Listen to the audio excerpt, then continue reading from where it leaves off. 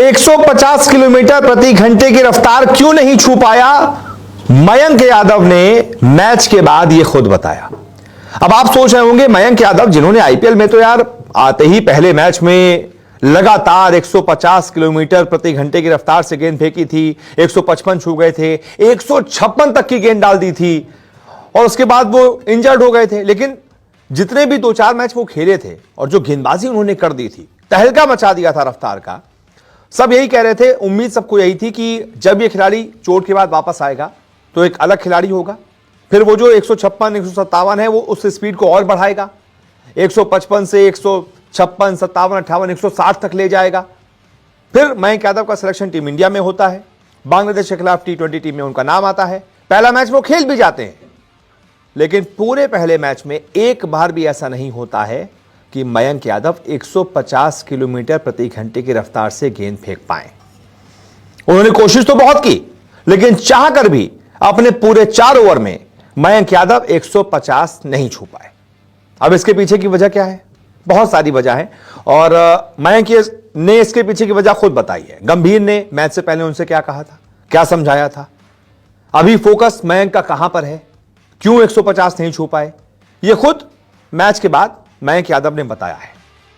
ये वही मयंक यादव है जिन्होंने आईपीएल की 10 सबसे तेज गेंद फेंकी थी। 2024 के आईपीएल में लगातार 10 गेंदें उन्होंने 150 किलोमीटर प्रति घंटे से ज्यादा की फेंकी थी। तभी दुनिया को उम्मीद थी कि भाई जब अपना पहला T20 खेलेंगे, इंटरनेशनल मैच खेलेंगे, टीम इंडिया की जर्सी में खेलेंगे, तो कम से कम 2-4 गेंदें तो 150 की फेंक ही देंगे। लेकिन 22 साल के मयंक यादव ने डेब्यू मैच में गति से परेशान तो किया बल्लेबाजों को, लेकिन उतनी ज्यादा गति नहीं वो गेंदबाजी में ला पाए जिनके लिए उनको जाना जाता है। तो मैच के बाद जब उनसे पूछा गया इस बारे में, तो मयंक ने कहा, लाइन और लेंथ महत्वपूर्ण है। लगातार सही लाइन और लेंथ से गेंदबाजी करने से वास्तव में मदद मिलती है, क्योंकि बल्लेबाज आपका सम्मान करना शुरू कर देते हैं। मैं अपनी लाइन और लेंथ को सटीक रखने पर ज्यादा ध्यान केंद्रित कर रहा हूं।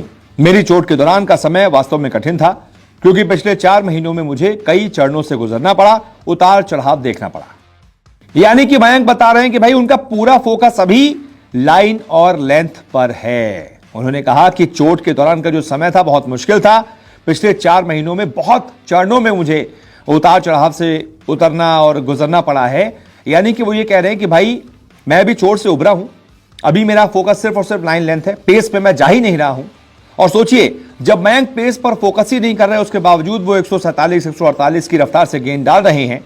जब थोड़ा फिटनेस वापस हासिल कर लेंगे, लगातार 3-4 मैच खेल लेंगे और वो अंदर का कॉन्फिडेंस जग जाएगा, भाई तब तो 150 से लड़का आराम से फेंक देगा। फिर मयंक से भी पूछा गया कि गौतम गंभीर जो कि टीम इंडिया के कोच हैं, उन्होंने मैच से पहले आपको क्या कहा, क्या वैल्यूएबल इनपुट्स दिए। तो इस पर उन्होंने कहा, उनकी सलाह थी कि अपनी मजबूती और क्षमताओं पर ध्यान केंद्रित करने के साथ वो काम करूं जिसे मैं सबसे अच्छे से कर सकता हूं।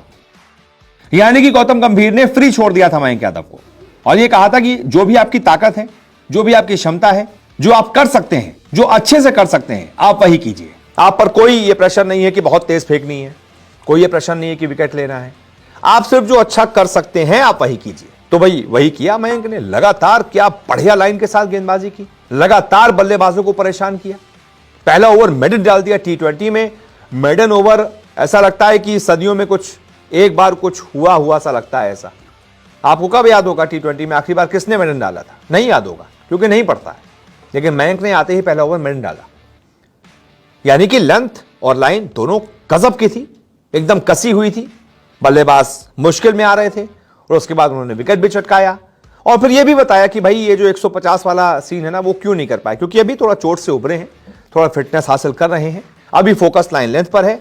जब लाइन लेंथ पक्की हो जाएगी तब पेस भी निकालेगा मेरा भाई, फिर तो 150 155 कोई बड़ी बात नहीं, 160 भी फेंक दे। देखते हैं क्या होता है। फिलहाल इस वीडियो को देखने के लिए बहुत बहुत शुक्रिया।